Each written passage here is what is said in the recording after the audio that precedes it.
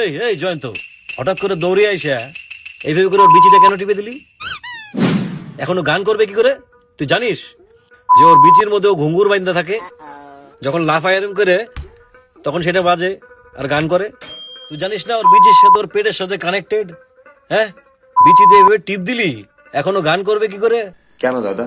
ঠিক যেইভাবে গান করে, যেমন এইভাবে।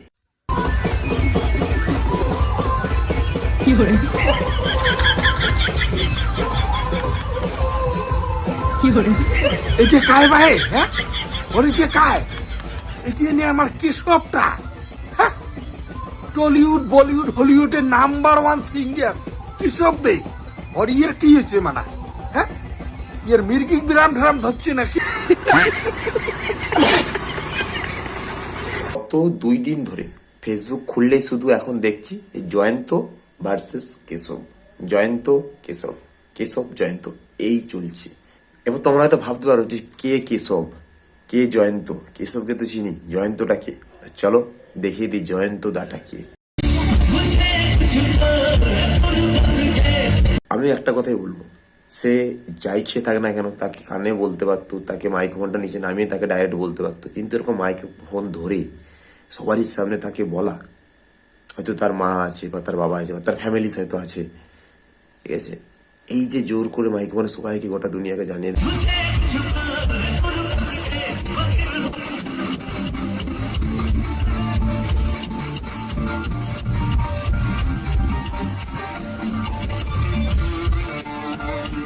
ভাই, আমি একটা কথা বলি তোকে। তুই এসেছিস, আমি খুশি হয়েছি, কিন্তু তুই প্রথমে যখন তুই এই মুহূর্তে ভরপেটটা মদ খেয়েছিস, তোর মুখ থেকে ভক করে মদের মতো বেরোচ্ছে। এটা কি ঠিক করেছে? আমার দিক থেকে তো এটা ঠিক মনে হয়নি। ভাই তুমি তো সামনাসামনি তাকে তুমি বলতে পারতে যে তুমি এই খেয়ে এসছো বা তুমি এখন এসো না, তুমি পরে আসো, ঠিক আছে, কিন্তু না, সেই জায়গায় না, নিজে বড় হওয়ার জন্য আজকে এই অবস্থা।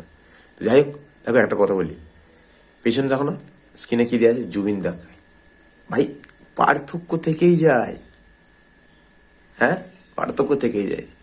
জুবিন দা ভাই, জুবিন দা, এই জায়গায় যদি জুবিন দা থাকতো, এই যে কন্ট্রোভার্সি যেটা উঠছে, এই কন্ট্রোভার্সির কোনো জায়গায় থাকতো না, কি তাই তো? হ্যাঁ, তোমাদের কি মনে হয় অবশ্যই কমেন্টে জানি।